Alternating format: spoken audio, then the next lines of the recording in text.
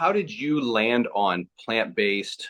I know we're going to talk about your weight loss here in a little bit, but how did you experience with other diets? Because you kind of talked about that in the beginning. What diets did you try and what failed before you landed on plant-based? Yeah, absolutely. So diets, I honestly hate that term. I hate that word diet. I've been recently saying plant-based nutrition because diet is just it's not sustainable. And what happens with diets is they're not sustainable, right? So you will try something, maybe it'll work, you'll drop like 60 pounds, but then you go back to old habits and you gain the weight back. And that happens time and time again. I mean, I remember growing up with my grandma, she was always on a different diet. I need to lose this 7 pounds, and she would gain it back. And I got to try this, the fat flush diet. Like there's so many diets out there, and do they work? Yes, for the short term, but not the long term. So that's what was happening with me. I had tried the keto diet. I had tried bodybuilding diets. I had tried Weight Watchers where I'm counting. I had tried counting calories, weighing my food.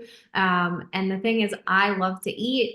Again, I'm Italian. I grew up eating a lot. Even as a baby, my mom would tell me, so whenever people would say, you can't have this or you can't have that, I felt deprived and I actually hated it.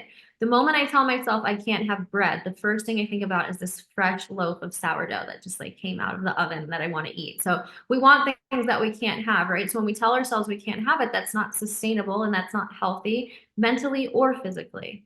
So I had tried everything. I cut carbs, I cut sugar, I stopped eating fruit. Like I tried these detox flushes. This whole diet marketing scheme is ridiculous.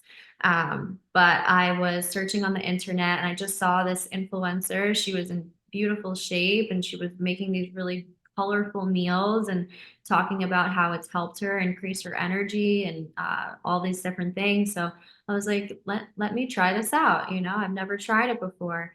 And I just dove right in and started doing it. And it again, like after a few weeks, it was life changing.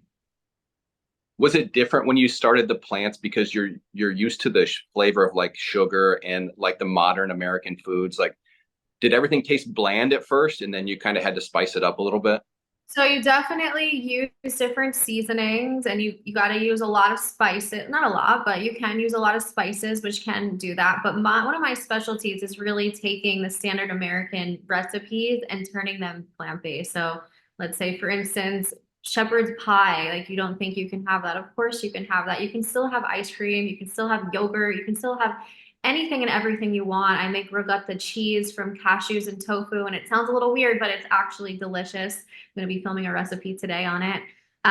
So I'm trying to think when I transition and when most people transition, they start adding in those vegan mock meats just to kind of make up for the meat that they're missing, that meat texture. And that can be a good transition sometimes. It's not the healthiest. That is how I kind of started out.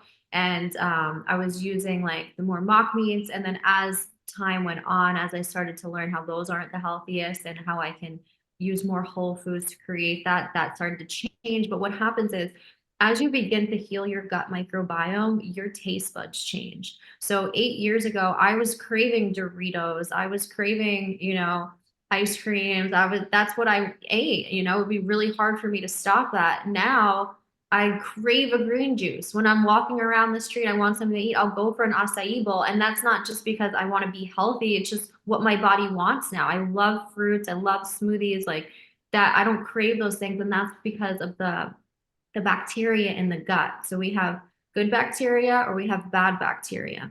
The bad bacteria feeds off of processed sugars, it feeds off processed foods, it feeds off of the unhealthy things, and it'll crave that. So when we start adding in more plants and killing off that bad bacteria, feeding the healthy bacteria, those guys, those are the healthy ones. Those are our warriors. They are the ones that actually crave the good stuff. So that's why over time you stop not wanting those foods. You start wanting the more healthier foods for that. Okay, that makes a lot of sense. What are you cooking with? Because the a lot of studies are saying beef tallow is better to cook with instead of like seed oils. But if you're only doing plant-based, are you using these seed oils or how are you cooking? Yeah, so I love organic olive oil. Like I love olive oil. That's my thing. Organic extra virgin olive oil is great. Avocado oil is really good as well. Coconut oil you can use. And it all depends, you know. Also, you want to be mindful, especially if you're looking to lose weight. Sometimes I'll just use the olive oil spray or just some water or vegetable broth. So those are the top three of my favorite oils to use to cook with.